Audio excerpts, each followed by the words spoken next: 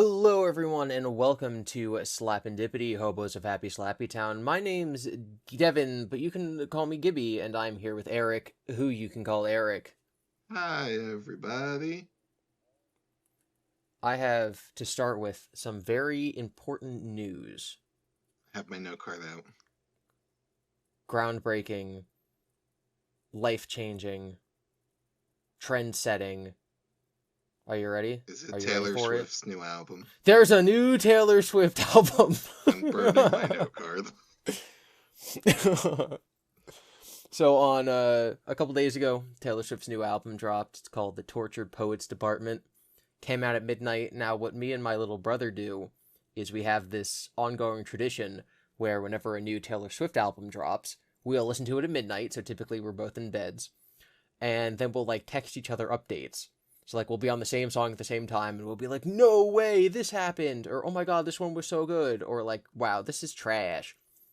For anyone who's not keeping up on the Swift lore, a couple of years ago, she when she first signed on to be an artist, her just like anyone else's music, her records were technically owned by the recording company and the distributor, which I believe was Universal at first.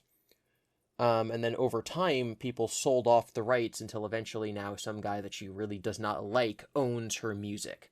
So what she's doing is she's going back and she's recording all of her old albums, so re-recording them, making them quote unquote identical, so that she owns her songs. And while she's doing this, she's also going on a giant world tour and making billions of dollars, and also releasing new albums, which is kind of crazy. So it's not like, oh, every 2 years a new Taylor Swift album comes out and we do this. No, there's like two a year that come out. There's like two albums a year, because some of them are the remakes, some of them are the new ones. So this is a new one, and we listened to it at midnight. It was like an hour long, and we're talking about it in our shared group chat with our high school friends, and they're like, "Oh my god, go away." No one And then said at that. 2 a.m. on Twitter, Taylor announced like, "Oh, by the way, I lied. This is only the first half of the album. Here's the rest of it." The album's 31 songs long. It's a little over 2 hours. So at 2 in the morning when I had work the next day, me and my brother were like, "Well, guess we're staying up for another hour and a half to listen to this." Rip. Rip my sleep schedule. I'm a very tired boy. But this does segue me into a conversation topic that I would like to bring up with you, Eric. Please tell me the conversation topic you would like to bring up with me, Gibby Devin. So I have a little sheet of paper Uh huh. on my computer, Huh. and it's like topic ideas for the podcast. And it's whenever I think of one, I write it down, and then let's say there's a lull in our conversation, and I'll be like, you know what I should talk about is maybe that like fried Oreos are a little overrated. Like, okay. Shut up. So one of the topics I have on there that I've had there for a while is the question of, is novelty music in the same category, the same type of media as quote unquote regular music? Mm, You know, we as a society separate television and movies. They're right. technically both film, right? They're produced the same way. Technologically, they're the exact same thing, but we've created this arbitrary line when something is television and when something is a movie. So my question is novelty music the same as regular music? Well, so there's two things we have to clean up a little bit first. A little bit of housekeeping. I would say the line between movies and TV are not arbitrary. It's got a whole release window, and like the rule is like the sense of time. How long does it take to film things, the length of an episode versus the length of the movie, etc. But you were just using that as an example, and here I am going overboard with it. Secondly, the more important one, what are we saying exactly is novelty music? Like a theme song in like a show? Or like, So I have a couple examples, and we can decide as we go. We can be like, this is on one side of the arbitrary line, this is on the other. So the first one I do have is the theme song to shows. So I would say that most of us would probably be in agreement that like the theme song to uh, Blues Clues? like the Yu-Gi-Oh theme song, Blues Clues theme song, those aren't the same category as a music song you would hear on the radio. Now there are some theme songs that are definitely music.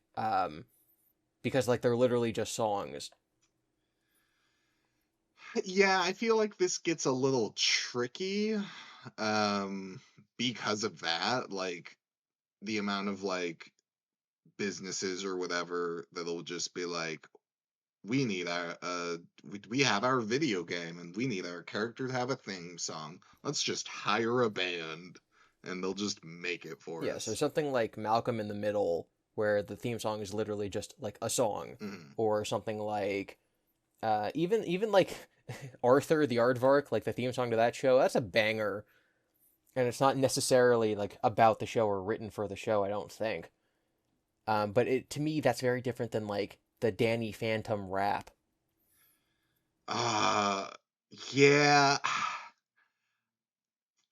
So you know what's interesting for me with this is I also think about like anime openings, which I don't know. It's probably a similar case as to whether if it was like a band hired and they just made a song versus like the Danny Phantom rap.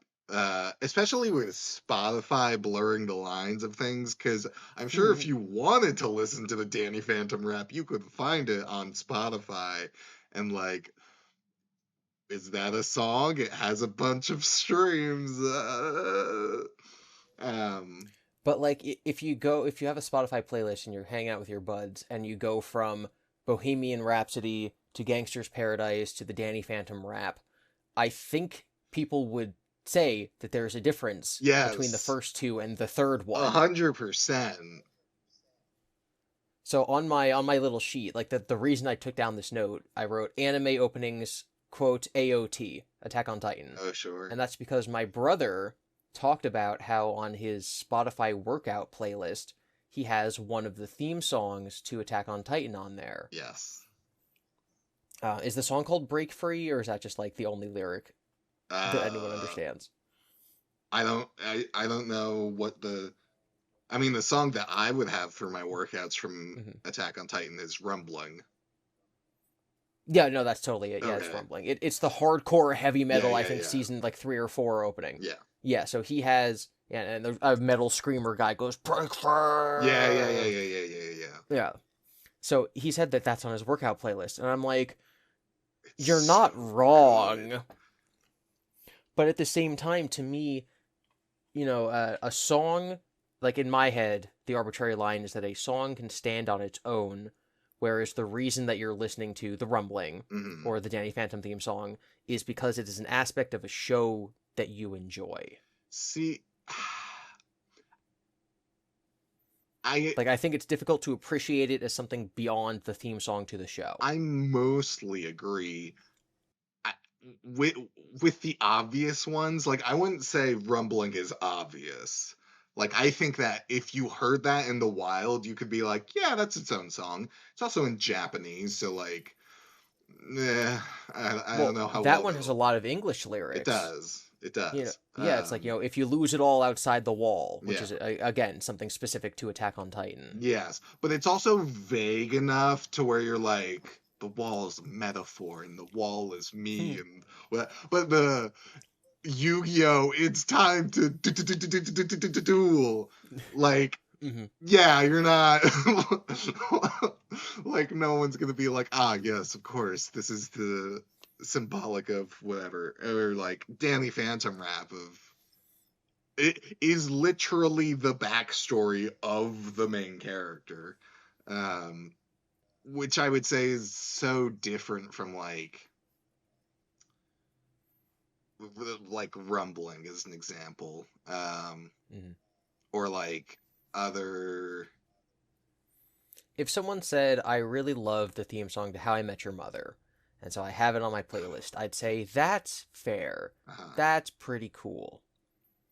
If someone said, I really love the theme song to Family Guy, so it's on my Spotify playlist, I would say, you're a psychopath. yeah, there's definitely lines of like of that logic. Hmm. And I think anime is the most blurry because there was an opening the opening like song slash intro to an anime, Oshi no Ko, which we don't have to get into, but the song was like #1 worldwide or something for like when the anime dropped. Oh wow. And it's like, well, it is entirely about what the show is about, but it's also just a banger. So Mm. eh. There are times when I would get obsessed with the show, and like again, because it made me think of the show or relive the emotions I had when watching it, I would listen to the theme song on my own time, Mm. right? Like I got really into Star versus the Forces of Evil, and when I started watching that at first, I really hated the theme song because it's objectively trash. But then when I would get hyped for the show because like it was the most suspenseful thing I was watching on television, and I heard the theme song, it would like bring me back, and I'd be like, "Yo, I'm so ready. This is pumping me up." Walls. So hyper specific context for the song to be good. Yes. Interesting. So I think like my conclusion is like if the song stands on its own, it's fine. But if it's related to TV, if the thing you're enjoying about it is mostly like the relationship to the show, then I would put that in the category of novelty music. Yeah, maybe. I can roughly agree with that. Again, I think lines get blurry, but overall, yes. So the next like thing I have written down is video game music or video game Mm, soundtracks. So listen, if you have a playlist of classical music yeah. and you got Mozart and Beethoven and then you have the Mega Man 8-bit theme song, Hmm. that's fine to me. I think that's pretty cool. But if you have your top 100 pop billboards playlist and then you have Dire Dire Docks for Mario 64 in there, no. I see the logic. Like if it's your liked playlist, gosh, for anyone who doesn't use Spotify, I'm so sorry. Um, if it's your liked playlist and it's literally just a collection of your Mozart to Linkin Park to Mega Man to Beyonce to uh Billy Joel, like back to I don't know, Mario, then yeah, whatever. Yeah. If the playlist was like or album or whatever was specifically for like top 100 songs in top 100 years, I would not think to put like the Elden Ring general background music in that list. Yeah, like I know people who like a Spotify playlist might have the sunrise theme from Minecraft.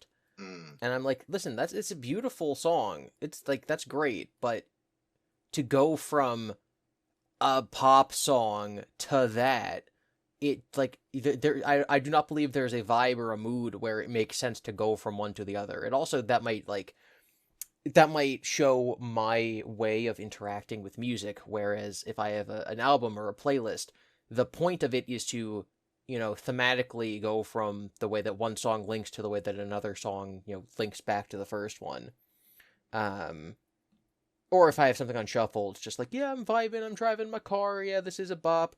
But again, I wouldn't really put 8-bit music or orchestral music on a playlist like that. I think if it's something like Simple and Clean or Sanctuary from Kingdom Hearts, like those are songs. Those are songs first and video game songs second. So like that's fine. Well, is it though? Because Utada Hikara was specifically hired to make songs for those video games. She just happened to not include like a lot of Kingdom Hearts imagery or whatever. So like this is one of my favorite fun facts cuz like nobody knows it, but do you know the song Happy? Oh, I like I'm happy, happiness. Yeah. Yeah, Yeah, like clap along if you feel yeah, like, yeah. happiness is the truth. So that song was written for Despicable Me. Okay. Like that song was written for Despicable Me Too. That is what that song is about. Mm. But it is also an extremely famous top pop song, and nobody listens to it in the context of it's from that movie. Yeah. So I think it has separated itself, and similarly, I think that if someone just heard Simple and Clean or Sanctuary from Kingdom Hearts, they would still be able to appreciate it as a song. Yeah. Yeah. So I think that that's a different category than the Mega Man theme song. Yeah. Yeah. I also just like to make my own line in the sand a little bit clearer. Mm-hmm. If I'm listening to someone and if I'm like in the car with you, right, and we're listening to Mm-hmm. Mozart and we jump to Mega Man, that's fine. If it's the top 100 pop songs and the Danny Phantom rap is in there, I'd be like, huh, that's weird. Personally, though, like, because you were saying how you interact with music and whatever, I, for myself, I can do whatever, and I don't care. And if it doesn't fit the vibe, I just skip the song and move on to the next one. Mm-hmm. But like, I have a liked playlist of like 200 something songs from when I started Spotify in like 2016 or something. I don't know. And like, there are some old songs that I have liked. And I keep them liked, even though I don't really listen to them, just because, like, wow, this was the taste of past me. I like how we're Something. continuing the trend from past episodes where whenever we have to just come up with a date that's like nebulously in the past, but also not like our childhoods, we'll just say Well, 2016. it's just what it is. So where would you put it? How would you feel? How would you categorize it if someone has on like I'm gonna say like a rap or a hip hop playlist and they're playing like Young Gravy, and then the next song that comes on is a Glorb song? For everyone at home, but definitely not for me. Tell them what a Glorb song is. You don't know Glorb? No, I know what Glorb is. For So people who don't. Glorb is a YouTuber, and I think he's like an actual musician, right? He's capable of making songs and like his own songs. So he makes these rap hip hop songs about SpongeBob SquarePants, and then dubs over his own voice using AI to make it sound like Squidward and Mr. Krabs are the ones rapping. So there's a song called Eugene, there's Bottom 2. These are songs, raps sung by the SpongeBob characters about the SpongeBob characters. But they're about the characters like doing a drive-by or like yo I slept with your girl. Sure. I mean, We've talked about Glorb a lot in the it's group chat. I'd be surprised if you don't know him. no, yeah. I just didn't know the name. As to like whether I'd consider that novelty or how I'd feel about it, like, I mean, I guess in terms of how I'd feel, it'd be like whatever, like, yeah, I don't know, whatever. I have sat in cars with people that listen to classical music and then switch over to video game soundtracks. So like, Yes. I don't, I can't get song whiplash really. Um, as to like, is that a novelty song? Like, yes. Yes. I think it's a blurred one, like anime openings is cuz like it is a song that can stand all on its own, but also it's so like dependent on SpongeBob and the listener's knowledge of SpongeBob. So, yeah, that's a weird one. So like some of the lyrics are Squidward got that kill switch strapped up like it's Baghdad. Patrick he was brainwashed, but we got him back, yeah, 'cause my boss is Mr. Swags. Uh-huh, yeah. Okay. So like if that was on your playlist, I think it has a little different of a tone. Like you're almost listening to it ironically, I would say. Yeah, I guess. Yeah. The impetus for this conversation was that many years ago, we were in the car with our friend Christian, and he had his music on, and his playlist was a mix of 8-bit video game soundtracks and what the next category of thing I have, which is novelty YouTuber songs. Oh, sure, Um, Danny Sex Bang. like Ninja Sex Party. Yeah. Yeah. So, an example of a song I found, I think 2 days ago. There's this guy, and we don't got to get into the whole thing. If you want to know, you can check out my channel. This guy makes some underwater hamster cities, and he released a music video for a song he wrote called "Rhythm with the Tism." Oh no. So he as an autistic adult made this song like kind of mocking the internet's idea of like what having autism is. So there's a line like, "Yeah, we love trains. Can I hit you like a train, girl?" Oh my So God. so the song, rhythm, Yes. charisma, rhythm with the tism, the autism. Yes. So like again, is that just the same category as a rap song or hip hop song, or is it different because this specific person released it in the manner of putting it on YouTube and it's comedic focused? Well, I think this would like transition into like Weird Al songs and like Weird Al parody Yes. songs of like, and I would just keep copping out and keep saying, well, it's similar to like anime openings of like, it does sound like it could stand on its own. It is relying, it was intended for this use though, and then it's, I mean, really, it's just boils down to like how much does the person like the song and what is their intention with it.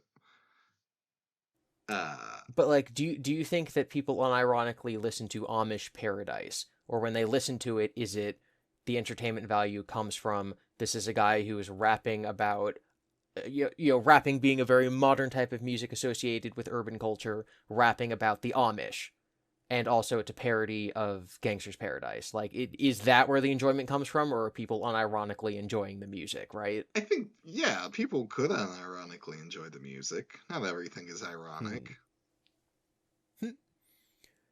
So the thing, again, this has been on my list for weeks, but the thing that made me like, I have to talk about it right now is that in the middle of our 500 message long conversation about the new Taylor Swift album, Christian just hops in the chat and says like, "This is real music," and posts a link to a Ninja Sex Party song.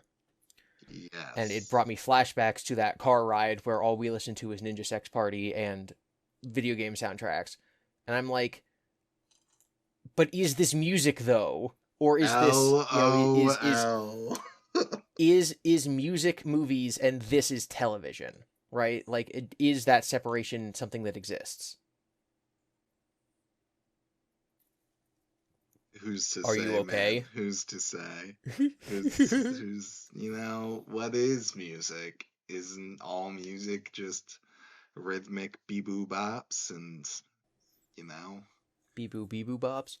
Yeah. Yeah, so I guess, like, my list is anime openings, television openings, video game soundtracks, Glorb, Weird Al, in the internet music like Rhythm with Autism. Arguably, you could put things like Christmas songs on there, right? Like Santa Yeah. Baby. No one listens to it outside of Christmas, really. Yeah, so is that the same as, because again, television, YouTube videos, movies, those are all motion pictures, right? Yeah. But we categorize them differently. So is the hamster dance the same as Piano Man? On a certain base level, uh, uh, You have no strong feelings one way or the other? not really. I'm not a huge music person.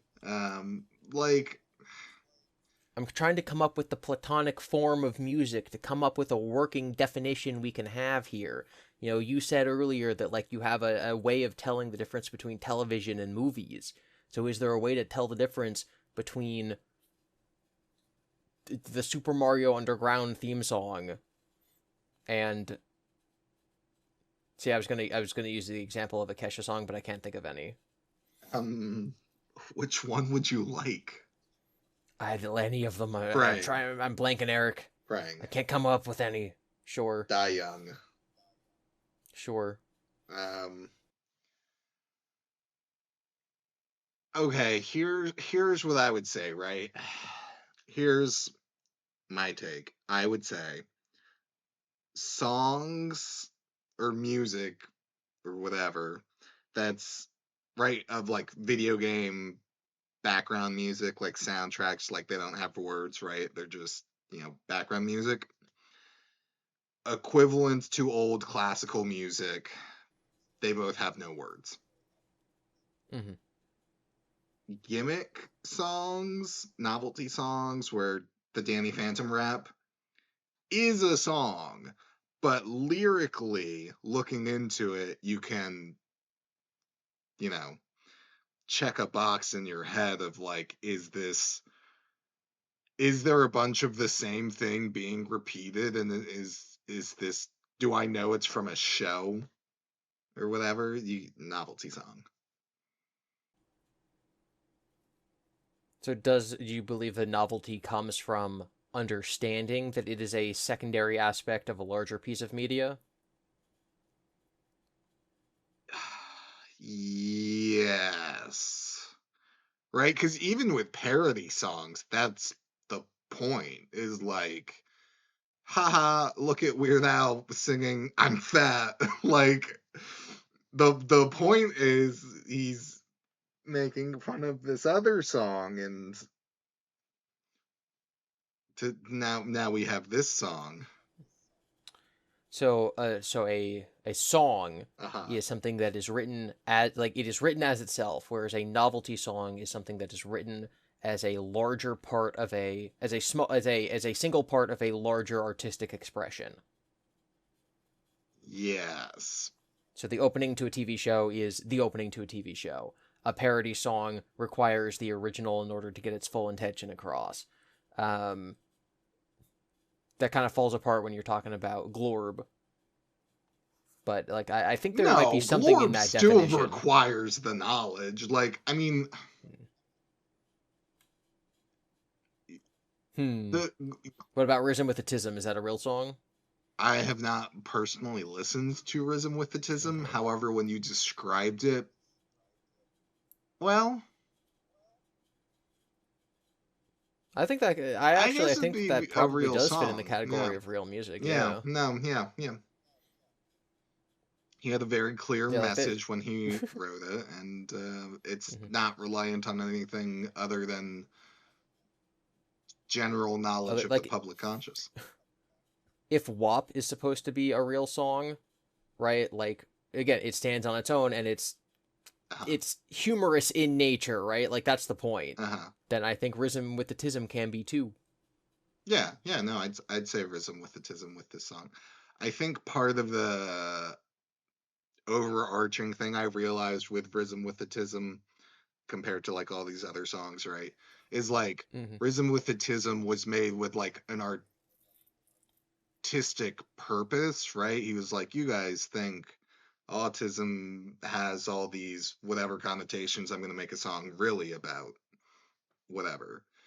No one did that for Danny Phantom rap. No one was like, no, we have to show them how hard it would be to be a half teenage ghost boy. They're like, no, we're going to make up a song. Yeah, so like Butch Hartman, the creator of Danny Phantom, actually wrote the lyrics to the rap song. So I think it would be hard to separate it from the show in general. Sure. Well, but then there's also there's also so like the Drake and Josh theme song, right? Oh yeah. They there's the story that Drake Bell tells where he's like, the network agreed that he could write and sing the song that was the opening theme song. And originally him and his band were just like writing the kinds of songs that they normally write, like love songs. And he thought that it didn't really fit the vibe. So they had like a shut-in weekend where they were trying to write it, and he was just like, what if we just write a song about like two bros hanging out, because that's the vibe of the show. Yeah. And so they did that. But they did that before, like, they had the concept of the show, Drake and Josh. But there was no, like, they don't reference episodes. There's no specific, like, this is about the relationship between Drake and Josh. Like, no, it's the vibe of two people who are friends hanging out. So is that linked to the show, or would that have been its own song, right? Yeah. So I think that's like a blurry line, or like people might disagree. People might disagree with all of this, to be honest. Yeah. You know, people might be yelling at us right now and like, I have a playlist with all the Animal Crossing music, and then in the middle is the greatest song ever been written, American Idiot by Green Day. And I'd be like, okay, that's fine. Yeah.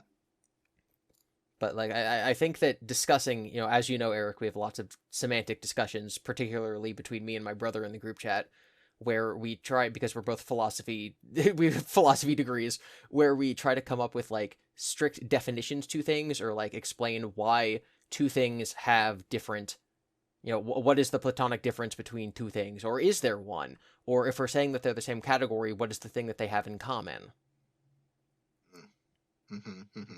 So we have these conversations quite often. And it annoys everyone. No. Everyone just joins in. It depends on what it is, really. Sometimes I look at it and I'm like, go, time to play video games again or something. And then other times I look at it and I go, obviously, it's this. Yeah. It leads to our ongoing debates, discussions, shouting matches about the definition of a sandwich. But that's something that the internet as a whole, you know, is a hot dog a sandwich, is something that people have very strong opinions about. I see that on dating profiles sometimes. It's wild. See, but like, because I'm so into the topic, if I was on a dating site and I found a perfect girl, but she said that yes, a hot dog is a sandwich, I probably wouldn't swipe on her. That's the smallest thing, I think. But is it though? Yeah. Or is it an indication of a greater philosophical? No, there isn't. There isn't. It's food. It all goes in your tummy, and it all gets mushed up and chewed up, and it doesn't matter in the end anyway. It's just But food. if it's something we disagree on, what else will we disagree on? That's why you go on the date and you learn that. I just feel like that would mean that the first date would turn into just like debating about sandwiches. I mean, if it's in fun and good jest and, you know, it makes sparks fly, then like, good for you, whatever. That's a great song. If you're like, so obviously a hot dog and she's just looking out the window bored to death, then like, there is a social obligation you have to be like, okay, for the sake of everyone, I am going to drop this hot dog story. She is locked in for a meal and cannot leave. But is the meal a sandwich or a hot dog? It's a burger. Oh no. I think I would have an easier time dating somebody who's not a vegetarian. For context, I think I've said this a few times, I'm a vegetarian. Than I would dating someone who thinks a hot dog is a sandwich. I don't believe that. What's the greater implication of a hot dog being a sandwich? What, in your mind? That we disagree. Okay, so a Platonic form. In Plato's like philosophy, right? He literally believed in like this other dimension, and so like we're not going to get into that. But in general, so a Platonic form is the idea that we can categorize items and objects. And so obviously there is some aspect of the human brain that's able to categorize things that are technically different, right? Like if I look at my cat and I look at your cat, both cats, my brain can tell that they're both cats, but they're completely different looking things, right? So my cat, rest in peace, but you know, my cat was orange and small and didn't really meow, whereas your cat is rather large and black and meows a lot. So if you have an alien who's looking at these two things, they might think that these are very separate creatures that have different aspects, like they have very different surface level aspects to them. If you compare a cat, again, an alien looking at a cat versus an alien looking at a terrier, right? You have two small animals that have two eyes and a nose, and they're roughly the same size. They got four legs and a tail. And they'd be like, okay, well, those things have similar aspects. Whereas we in our culture are like, no, one is a cat, one is a dog. So there is clearly some way of categorizing things in which you can take all of the things that bring them in common, right? Like there are some things that my cat has that your cat also has. So those are the things they have in common that are cat-like. And then things that other types of objects or types of animals do not have that make them different from cats. So all cats share similar qualities, and all cats lack similar qualities. And so the differences between two cats are sort of the non-important differences, whereas differences between a cat and a dog are important differences. And obviously we know on an objective level there is a difference, because cats can breed with other cats, and a cat can give birth to a cat that looks very different, whereas they cannot breed with a dog, etc. So it's about finding the objective definition of items so that humans can understand it. So the way that I would say that a peanut butter and jelly sandwich and a BLT are the same thing, but a hot dog is not, is looking at an orange cat, a black cat, and a terrier and saying, you know, they do have a lot of similarities, but these two are the same thing, whereas this one is not. And so a platonic form is this nebulous idea of like a cat. It's a spiritual idea of like it possesses everything that cat possesses and possesses nothing that cat does not possess. Fabulous. So when you are going on a date with a girl, what are the larger implications? The larger implication would be that if we disagree on the nature of things, but like capital T things, right? The nature Sure. of everything. That's it?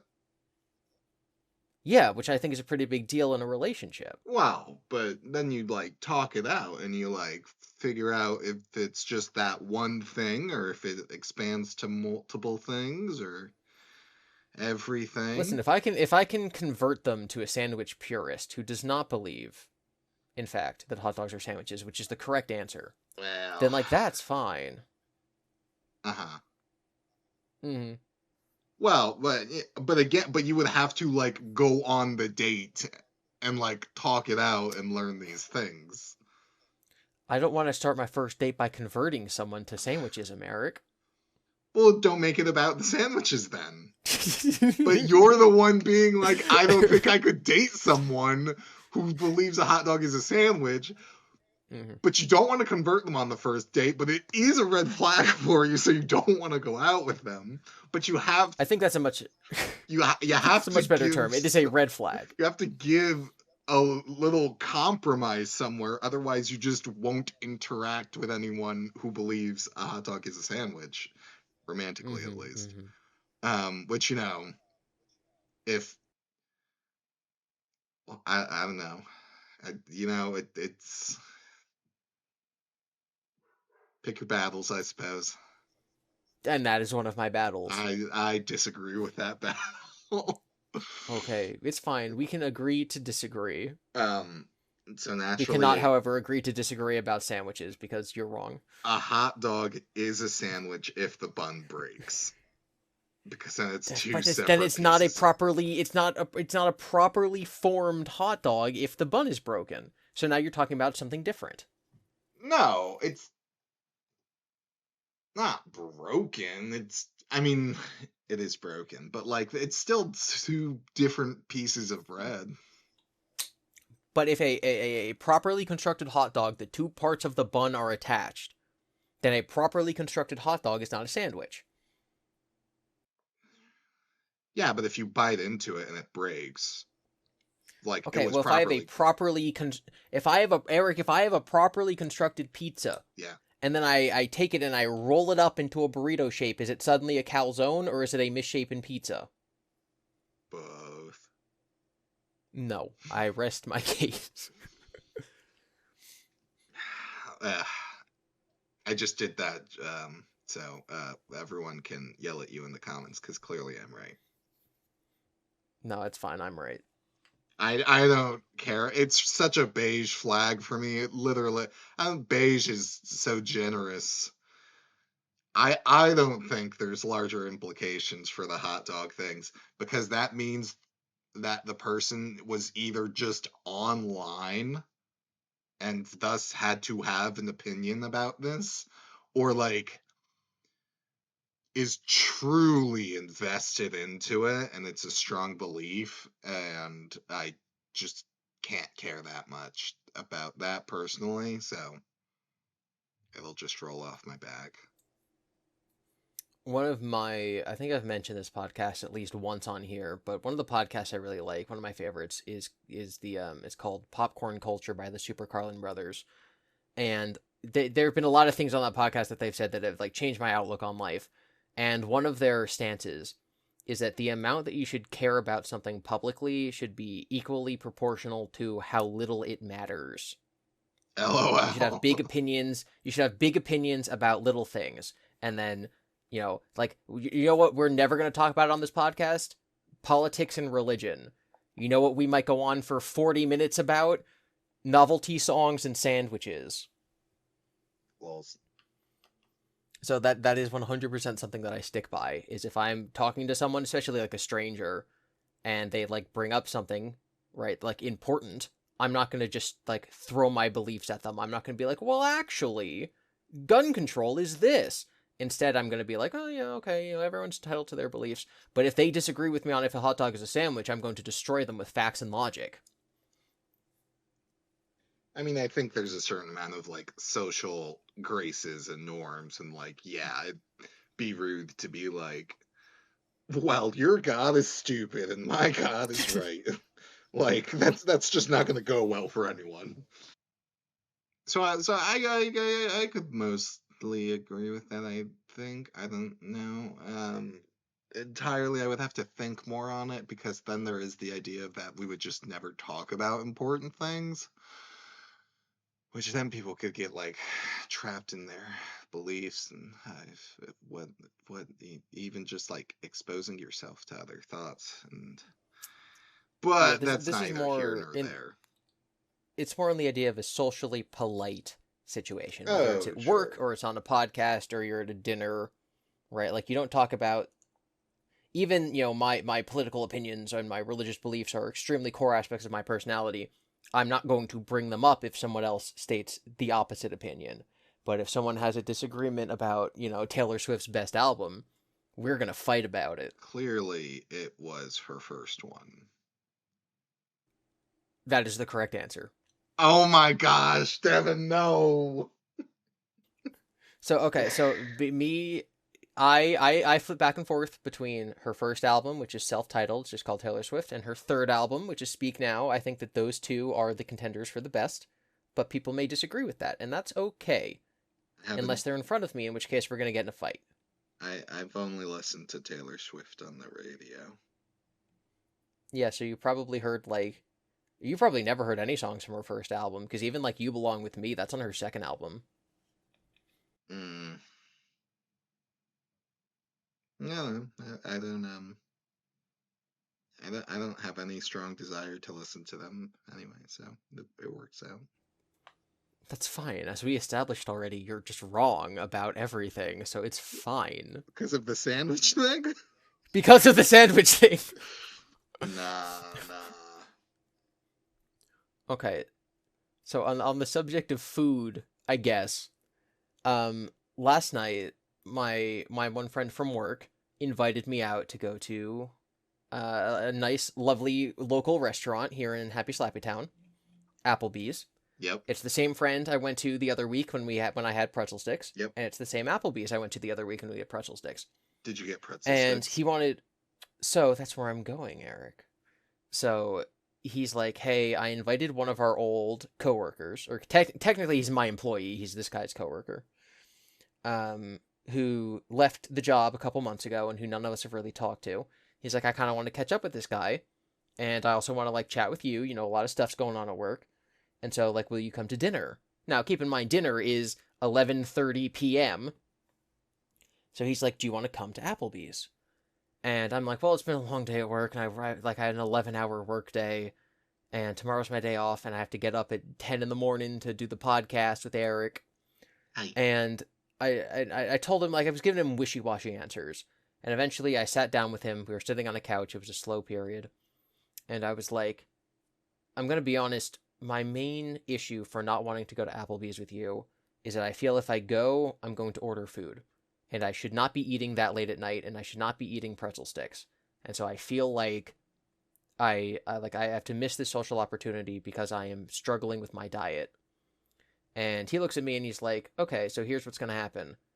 You're going to come, but you're going to leave at midnight. You're only going to be there for like 45, 50 minutes. So you're not sitting down and having dinner with us. You're just stopping in to say hi.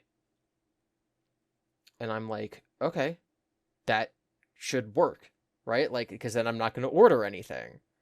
And so I go, and we meet up with the guy, and we talk about our lives and all the stuff going on. We all talk about movies. This guy's a big movie guy. It was really nice catching up with him. Some other people from work also happened to go at the same time. So they were like on the other side of the restaurant, and then like we waved at them. Oh my God, it's so nice. And I didn't order pretzel sticks, and I ended up leaving at like 12:30. And I'm like, wow, I really just like hacked my brain into not being hungry simply by not thinking of this as having dinner.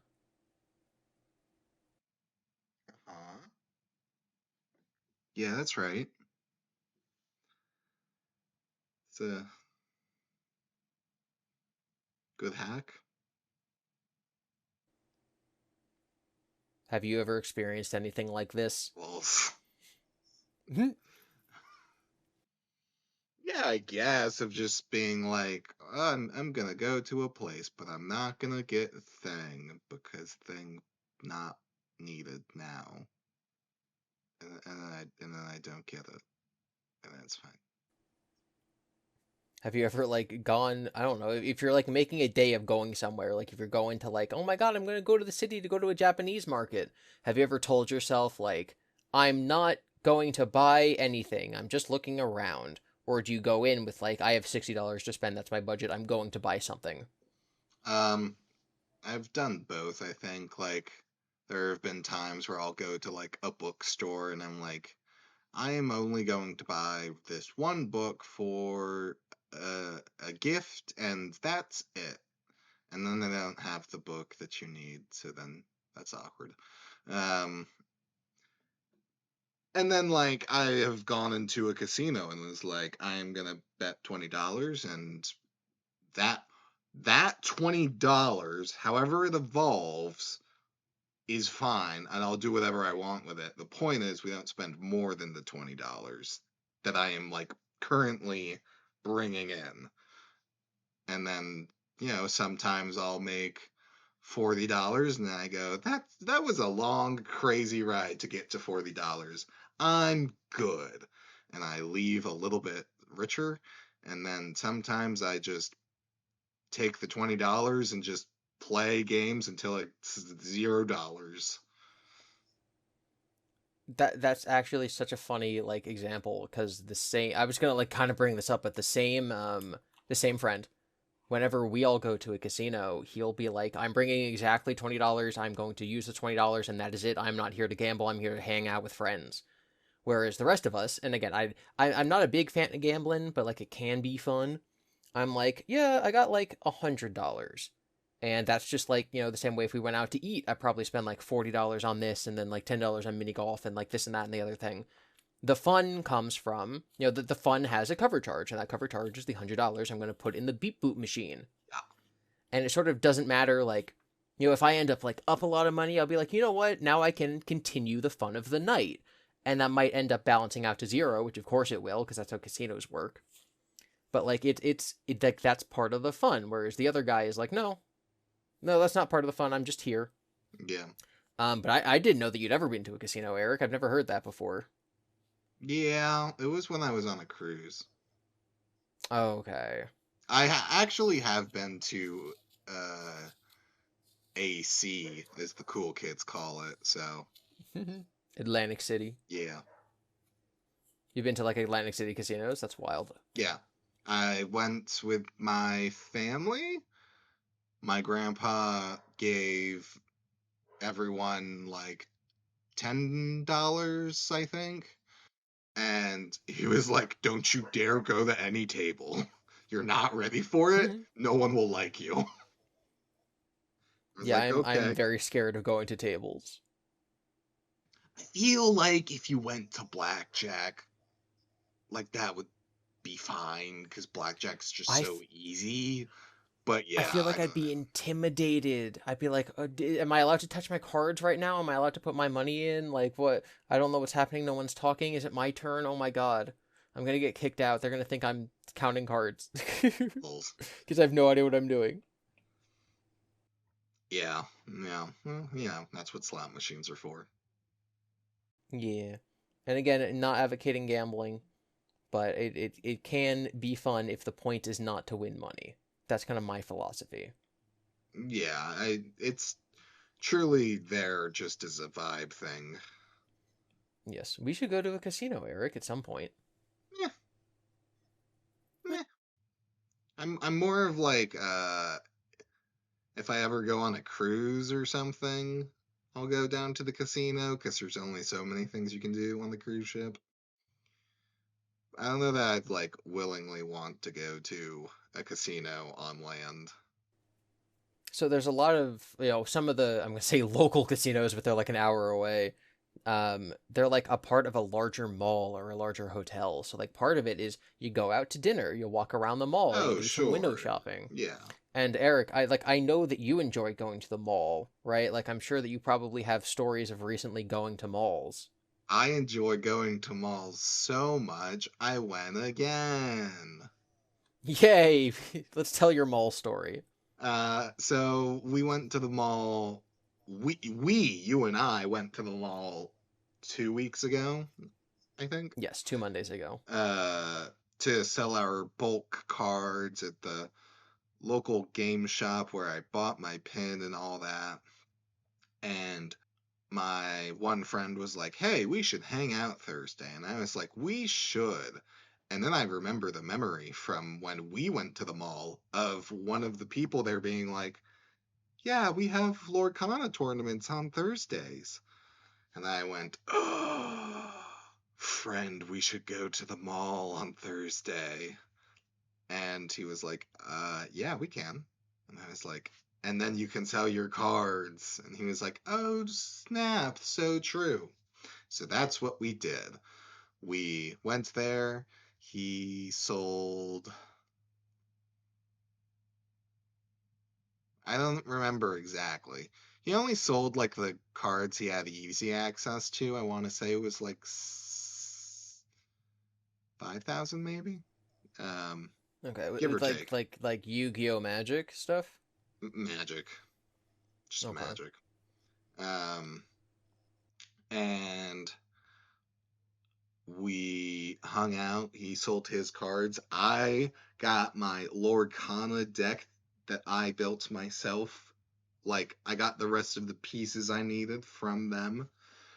We made his Lord Kana deck, Disney's Lord Kana, and we played one game with those decks because he was like, "Well, it'll be late soon." And I was like, "You nerd." So Um, you didn't do the tournament? no. Well, there were also wasn't enough people to do the tournament, and then like Oof. uh I think just because like I don't know, it sounded like they normally would, but scheduling, I don't know. But they started just like a tournament for giggles, and as they started that, we were like still getting our decks built, and we were like, well then. So, and we like went to the food court, got food. I think I got food poisoning from it. No. It happens. It happens. I think I can only eat chili cheese dogs if it's homemade. Yeah, I learned so much from the guy. Because he was going through our friend's cards on selling it, but he was like kind of casual, slow paced about it because he would like also look at the art. And he was also one of the like more involved people with the store and just told us about mall politics. And I was like, wow, that's crazy. I didn't know there was so much stuff involved in this. Like renting the space, or like when they're allowed to be open, or like window displays, All of it. like Yeah, all of fun that's stuff. like he was like the price that they originally wanted from him to rent out the space, and he was like, this is baloney. I've worked with you in so many other ways for years, and you know this. Like, I bring business here essentially. About how like the one store that's just been closed in the mall for years, like they just aren't doing anything with it, and low-key seem to refuse to do anything with it, even though they would make a ton of money if they just turned it into something else. But then also it's super cheap to rent because it's still this weird abandoned old store. The fact that there's no Italian place in the food court, Mm-hmm. and he's trying to like figure out a way to get an Italian place in the food court, which I was like, that's amazing. The Yeah, like window there's not even a displays. Sbarro's, right? There's not even a there's no pizza at the mall, No, which is there's no crazy. Domino's, there's no Pizza Hut, there's no Little Caesars, there's no Papa John's, there's no Sbarro, there's no Yeah. mom and pop place. Yeah, that blows my mind. It's horrendous. Apparently, what happened was the old pizza place just couldn't, they just didn't get enough business. How? I don't know. I guess all the other food courts options were just, people just got that more, which is kind of wild to me, but also makes sense because there's so many Italian places in the Northeast. You can like walk anywhere, drive anywhere, and you'll find a pizza place before you find a gas station coming off a highway.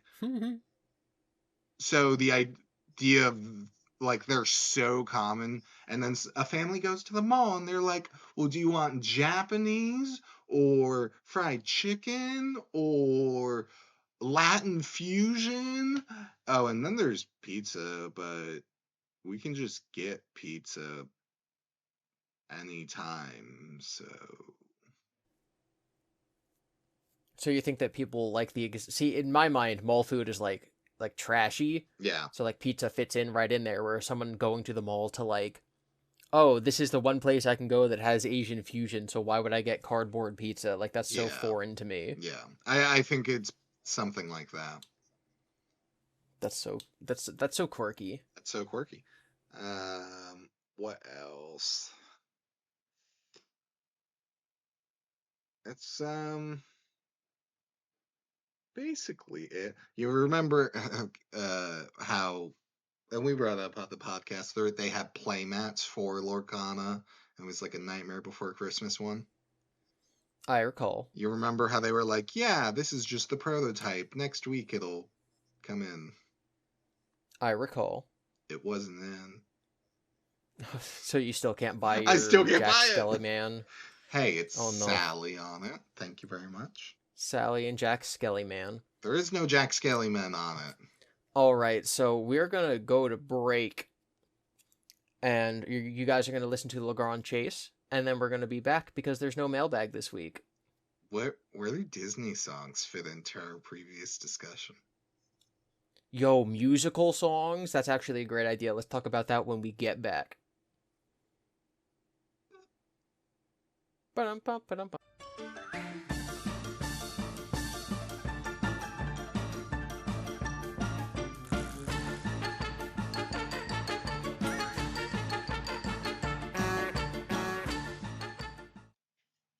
That That was LeGrand Chase, brought to you by Kevin MacLeod of Incompetech.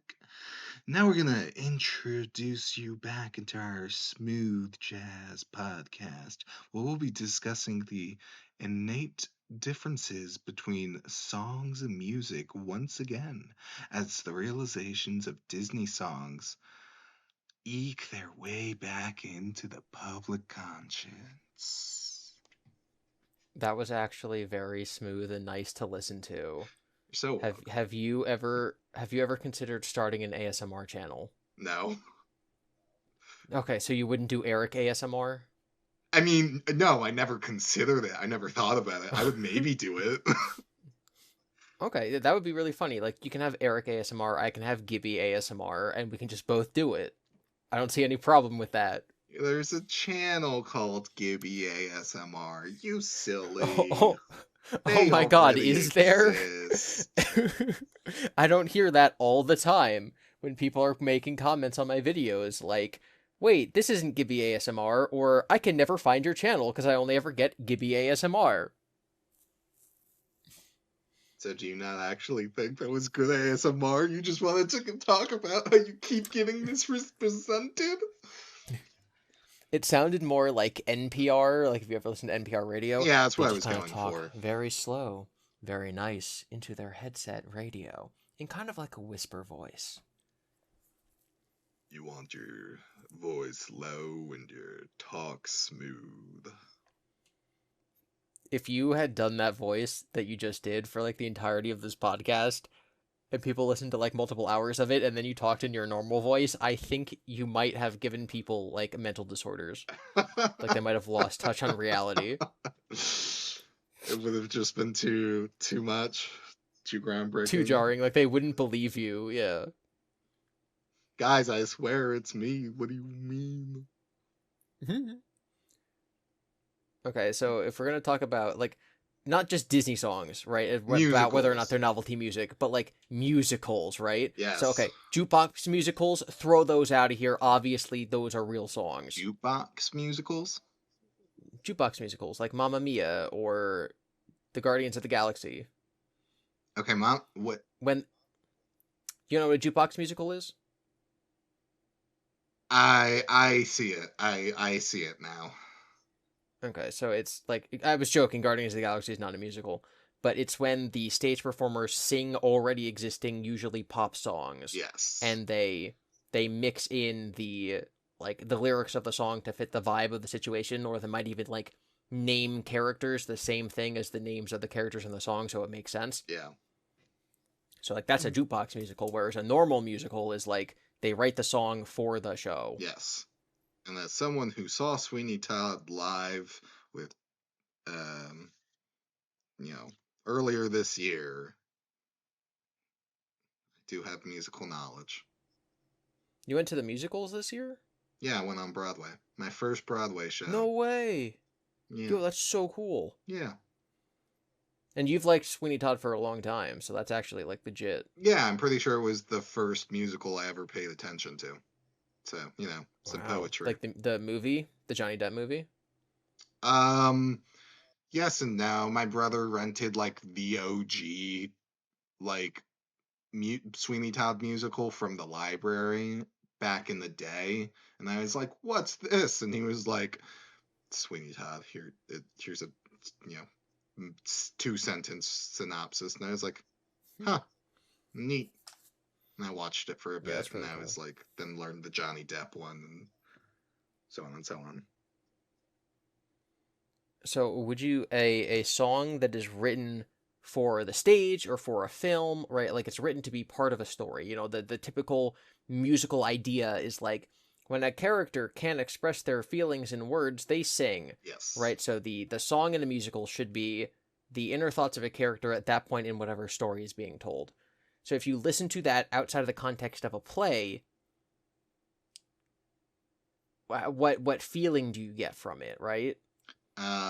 So from my own thing, I would say, right, natural. It's still a song. There's still like, the beats and the rhythms and whatever still convey whatever emotion, right? So then you rely a bit more on that if you're just listening to it as its own song. But like, if there's a musical and it's like, wow, I just fell in love at first sight, and I don't know how, but one day I'm gonna marry you. Like, yeah, that is still very clearly like a romance love song, and you're like, yeah, yeah, love. So, So I think musical people, which I am not, like, right, like I love musicals, I appreciate musicals, but I'm not like a musical person.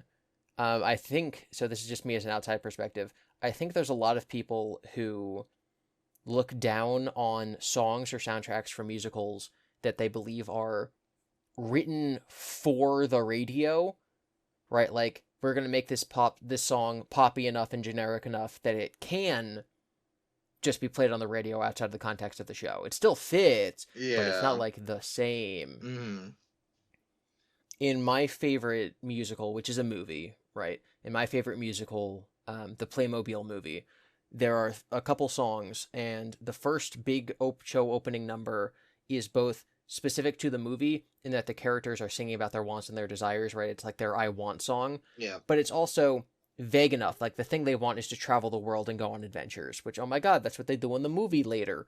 But it's also just like poppy enough and non-specific enough that you can like play it as a regular song.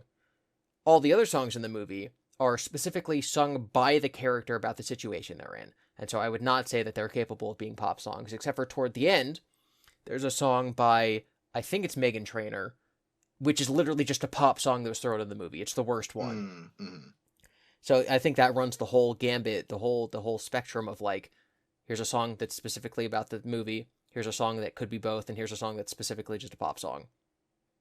yeah. So the moral is everybody should watch the Playmobil movie. You know what's I mean, so now, and right as we discussed with earlier, like obviously for myself at least, like if you're just listening to whatever, you're listening to whatever, it's a vibe, it's a vibe. I'm not here to yuck anyone's yum. But um I forgot the train left already. There is the train of thought. Whoops. Um but yeah, no. I'll listen to musical songs. They're good. They're fun. I'll my Spotify Wrapped like show tunes is like consistently my top three genre. Um, I think one But of the mhm. are you listening to the entire soundtrack of something? Like, you're gonna listen to the No, entirety I'll listen to of specific songs. okay, so you're not sitting there listening to Hamilton. Oh, I mean, I will listen to Hamilton. Like I will go through an entire album of a musical if I've like never heard it before, if I'm just really in the mood to for that story again. So rare. But for the most part, there's usually like around 5 songs, and then out of those 5 songs, there's like 2 songs where I'm like, these, I will die for these songs. Not really, don't kill me. Um, but like, I'm also a little bit of a, I get a little too into it maybe because I'm like a weird middle ground of like a musical kid, but not a musical kid. Um, of like, I will listen to the Josh Groban album of Sweeney Todd with the final scene song where spoilers for Sweeney Todd. Do you care about spoilers, Devin? I have seen the original movie. Okay. Not the Uh, original movie. I've seen the Johnny Depp movie. yeah. Where like he's like the jig is up. He like accidentally kills, well, not accidentally. He realizes the old beggar woman was his wife and Mrs. Lovett has been lying to him. And in the Josh Groban album, he's like actually speaking. Like he like screams like, "Oh no, what have I done?" And they like, transition from speaking to singing. And he just screams of like, "You lied to me." And I'm like, oh yeah, that's the good stuff. That's what I want to hear. And then the rest of the song happens, and that's also a bop, because you know he has fallen off the deep end and kills her. Um, So I think one thing that does separate, quote unquote, separate musical songs from other songs is that occasionally there will be musical flares mm, that are supposed to sync with the actor walking, right? Like there might be a flute as they take oh steps, right? sure, With like yeah, one yeah, happening every time they take a step. And so if you're just listening to it, then the impact of the thing that you're hearing only exists in order to add a flourish to something that you're supposed to be seeing visually that you're not. yes. Could still work on its own though. Like flute's still a flute. Yes, it's for me it's very much a gray area. Some songs, they're just bangers, and a banger is a banger. One of the I had one niche case as you were talking about like the spectrum of songs, right, from the Playmobil. Do you remember Zootopia? I hate that movie. I've seen it once. Yes. Okay. So, not really a musical, not really many songs in it at all, Hmm. except the one song by Gazelle, who is Shakira, and it's the song in the movie Uh, that is supposed to be a pop song in universe. I hold on. The Gazelle character isn't Adele. No, it's Shakira. I thought that was the joke. Like No, it's Gazelle sounds like Adele. That's not the joke. no. Oh my god, that's you just blew my mind. I'm like you had me questioning myself, but like no, it's Shakira. Uh, Let me just do a quick. Zootopia Gazelle. Oh my Yeah, it's god, Shakira. that's crazy. I'm stupid. If you look at the hairstyle of Gazelle in Hmm. Zootopia, it is just Shakira's hair. Okay, wow. That revelation aside, how do you feel about a song that's in universe supposed to be a pop song, and then like, meh, it made its way onto the radio a little bit? That's fine. Like again, that's what Happy for Despicable Me was, right? It's just a song that plays in the background of a non-musical. Yeah.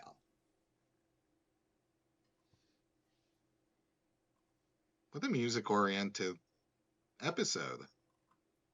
Yeah, I'm glad that we had a like a consistent theme going through, and it's all because our friends is like Taylor Swift isn't real music. Here's real music, and then it was the Game Grumps guys. I thought it was just because Taylor Swift released an album. No, this entire rant was because of Christian's post. Oh my goodness. Yeah, what are you gonna do? Overrated music will saturate the market. Well, I don't know about that because very often, very good music like Taylor Swift's is in the market, so you can't possibly be implying that she's not good, Eric. She's not Queen, I Eric. can't say anything. Devin will come and Hmm. kill me in my sleep. Hmm. Joke. FBI agent, you can put your don't press the button. Devin won't kill me. I'm surprised we never brought up the 2 a.m. thing. I thought that's where we're gonna go. Your disliking of the fact that people bought her album and then found out that there was actually a part two, Yeah. the Taylor Swift album that was like Well, no, double because length. it's not a part two. It's a remake. No, it's a part two. No, You mean like a well, DLC, okay, like an wait. add-on? No, wait. If you physically bought it, does it Hmm. not have the other songs on it? So what she did last time is if you bought her album Midnights versus buying her album Midnight 3 a.m. edition, Uh-huh. the regular album, which is the only one you could pre-order, did not have the additional songs of the second part. But you could Correct. then buy the full album afterwards. Does the full album have the older songs from the first album. Yes. So okay, so that is not part 2, that is a remake, because it's not like she had another album that was like a part 2. It was, here's the album I just released with more songs. Yes, it's with additional. It's like when you buy a DVD and it's like featuring 20 minutes of extra bonus material. Right, but now I've bought an album, but if I want to get the true experience, I have to buy the better album of the album I just bought because Yes. 3 hours passed. Yes, instead of but my opinion basically is that since you can listen to it for free on like every, YouTube, it doesn't I mean, really yes, matter. YouTube and Spotify and all that kind of throws out the window, but I don't like it. I don't know how, but she's taking advantage of something. It just, it's just kind of scummy. That's the vibe, at least. And that's why she's a billionaire. Our capitalist queen. No, stop. He doesn't speak for me. It's okay. Ugh. Huh? Huh? Nothing. It's just that she's your queen whether you believe it or not, you know? No, no, she is not. Kesha Okay. is. Thank you very much. Okay. And Florence. Florence is on the Taylor Swift album. And it's apparently the worst song on the album, so why am It I gonna it listen might to it it? it might not be the best song on the album. But did you at least listen to that one? No, because Oh God. my brother listened to it and was like, eh. And then you told me it's the worst song on the album. And I was like, why am I gonna listen to I said it's the two most trusted sources that it's the it's most a bad song? different. It's the most different song on the album. It doesn't fit the Uh, same vibe as the other ones. It's called Florida with 4 exclamation points by Taylor Swift featuring Florence and the Machine. It's just different. it's kind of wild. The Post Malone collab went better as a song, it Her seems. Taylor's collab with Post Malone felt the vibe of the album more simply because he just kind of sang backup vocals and it wasn't really like a Post Malone song. Like Post Malone ruined a Noah Khan song and I will not forgive him for that. I don't know who that is. Ugh, Eric, you're just not cultured enough to know extremely obscure internet artists. No, Okay, no, well, I think just over like the next Glorb. week, I would not put Noah Khan and Glorb in the same sentence. So over the next week, just like we had the promise where you were going to try a Cinnabon and I was going to try an Anti-Ann I pretzel. am not trying Taylor Swift You're music. going to I'm try putting my Glorb. foot down. You're I going to will. listen to Glorb. I listened to Glorb. I just didn't know his name. Oh, okay. So you've heard Eugene. Yeah, sure. Part Okay. of it at least. Okay. We'll have a Glorb sesh at the beginning of our I next don't want to episode. have a Glorb You don't sesh. want to Glorb with me? Stop saying Glorb. What? Why? I don't know. I make no promises for any future episode. You're tired of being I, called a liar?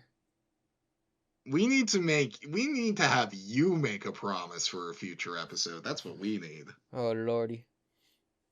I'll think of that over the week. Maybe y'all can write in and see what give your 2 cents, give your opinions on what Yes. promises Gibby Devon should make. And you can write in at slapendipity@gmail.com. None of those are double letters. It's just SLAPENDITY, I think. DY? I Oh don't know. no! We'll have a link, maybe. There's always going to be a link. But yeah, and if you're on YouTube, you can always leave a comment. That works too. Well, we hope you enjoyed music, songs, rhythmic beating, and until next time, just remember that your heart is always a song. There's always a heart in your song, and there's never a hot dog in a sandwich. Good night, everyone. Ugh. Goodbye.